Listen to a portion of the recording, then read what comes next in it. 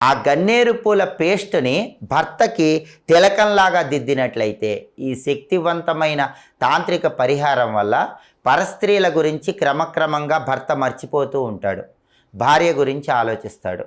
అయితే ఈ పరస్త్రీ వ్యామోహము సాధారణ స్థాయిలో ఉన్నప్పుడు ఈ పరిహారం పనిచేస్తుంది. కానీ కొన్ని కుటుంబాల్లో పరస్త్రీ వ్యామోహం తారాస్థాయికి వెళ్ళిపోతుంది.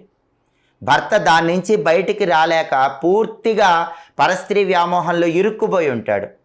అప్పుడు ఎంతమంది చెప్పినా వినడు. అటువంటి పరిస్థితుల్లో ఇంకొక శక్తివంతమైన పరిహారాన్ని పాటించాలి.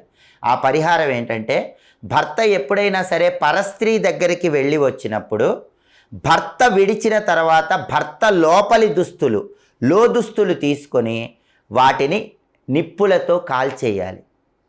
కాల్చేసిన తర్వాత ఆ బూడిదను తీసుకొని 4 రోడ్ల కూడలికి వెళ్ళి